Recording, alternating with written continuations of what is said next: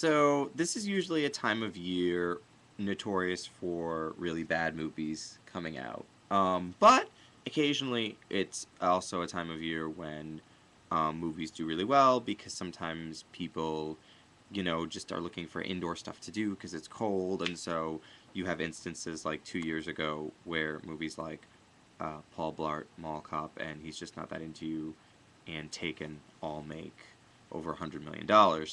Now, segueing, Taken, starring Liam Neeson, which was sort of like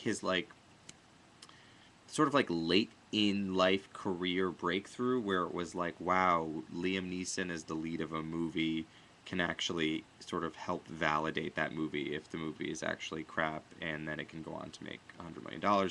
And then, of course, his wife passed away, which was really sad. And ever since his wife passed away, he has been agreeing to some really awful projects.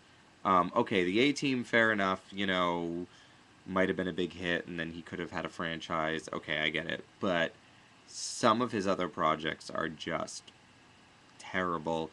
And so he sort of returned to his like Taken domain this time of year, this sort of early February, January, with a movie called The Grey, which if ever there is a case to be made for online piracy of movies, I will submit The Grey, Exhibit A, as something that nobody should ever have to pay to see because it is terrible. And the only reason I watched it is because I thought that maybe it would be sort of like what Taken was, fun and suspenseful and kind of mindless and not at all what it ended up being. Okay.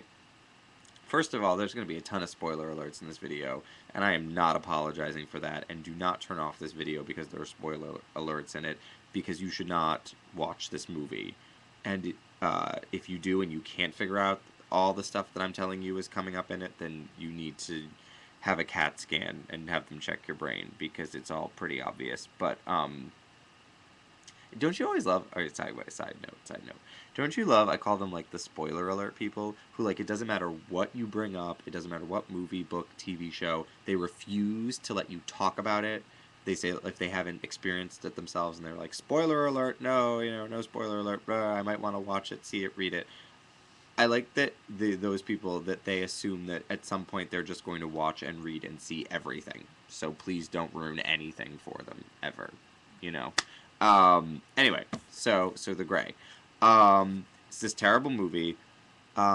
Basically, nothing all that original. Liam Neeson's on a plane with Dermot Mulroney, by the way, who I did not know was in this movie. And boy, it's sad when Dermot Mulroney is in a movie and that gets no attention. Dermot Mulroney, and also Dallas Roberts, who's a good actor, and makes me go, why did you all agree to this movie? Um, Liam Neeson's on a plane, thinking about his dead wife. Of course, there's a dead wife. And I don't mean that like, of course, there's a dead wife like Liam Neeson. Like, of course, in any bad movie, the guy has to have a reason to live, and it has to be his dead wife. It can't be a live wife. It has to be a dead anyway. So there's flashbacks right away. There's flashbacks to the dead wife. Yes, I'm tired. The movie tired me out. It's not even been a long day. It's just how bad this movie is. Sucks the energy out of me. It's on a plane. The plane crashes in like the Alaskan tundra or something. I don't know. There was some setup at the beginning of the movie where it was supposed to establish that these are all blue collar guys and whatever. So the plane crashes in the Alaskan tundra wilderness, maybe Michigan, I don't know. And most of the people on the plane die, except for like 6 guys. And right away, there is this ridiculous scene.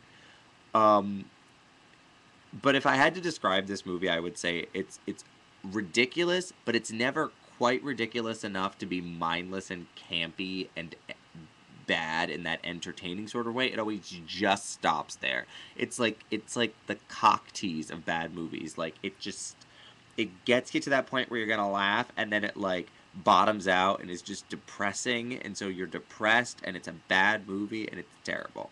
Anyway, um, so uh, early on. in the movie, the plane crashes, and there's a guy who's like pinned to his seat with like this thing, and there's blood spurting everywhere. It's also unnecessarily gory, by the way. The movie, blood spurting everywhere, and Liam Neeson looks at this guy, and the guy's talking, he's fine. And Liam Neeson goes, "You're gonna die. I want you to know you're gonna die." And then he keeps telling the guy how death is gonna wash over him, and it's gonna be warm, and does he have a daughter, and she's gonna take him to heaven, and doesn't even ask if the daughter's dead, because then how would she take him to I don't even know. And then the guy dies. He's like, dead. I love those movie deaths where they shake, and then they just the eyes are open. And then Liam Neeson goes, "Well, we better build a fire. We're gonna die soon."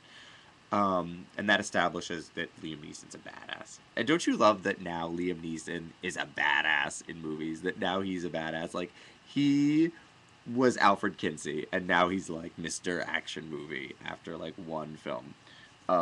Which is fine. I mean, he is 9 feet tall. So, anyway. So then, so they all like, build a fire or whatever, and that's when the wolves show up. Now, clearly, the man who directed The Grey is a big fan of Jaws and thought that he could do the Jaws thing, where like you don't see the shark slash the wolves. You just sort of see their eyes, and then you see them quickly, and then like it's too late. And okay, that worked with Jaws. That does not work with this movie.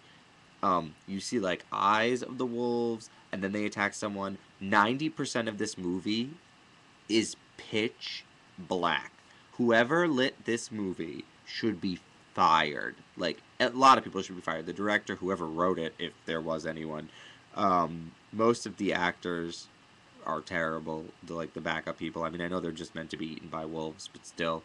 Um, and the cinematographer, it was so bad. Like, you couldn't see what was happening, and I know I'm watching an online pirated movie, and I shouldn't even be admitting that, but it was, if I had paid for this, oh, how mad I would have been, because they don't apparently have the money to train wolves or have CGI wolves, so instead they just have pitch blackness and guys running going, "They're behind us," and then all of a sudden you just see a guy go, like in Jaws, and he's down, but it's terrible. At one point, like, they kill one of the wolves to send a message to the wolf pack that, like, oh, it's on now. Like, Liam Neeson's like, we gotta take one of theirs because they're taking ours. As if it's like the Untouchables, like they ate one of ours, so we're gonna eat one of theirs. So they shove this stick up the wolf's behind, and then they're like stabbing at the wolf, eating it. Terrible, terrible movie. It's so bad, so bad. I was depressed after watching this movie. I literally felt bad about life that this thing even existed. And I've now spent 8 minutes talking about it, and that's far too long. But yeah, that's sort of my nutshell review of The Grey. Don't watch it. Go watch. I mean, even Haywire was better, and that's saying something. I mean, that's really saying something, because that was terrible. But yeah, The Grey, and it's actually not doing bad in theaters. Ooh. And there's gonna be like a video sequel. There's gonna be like a straight to video sequel that takes place in like, I don't know, like a wolf pack in Manhattan or something. The wolf pack goes to Miami. It's terrible, just terrible. That's all.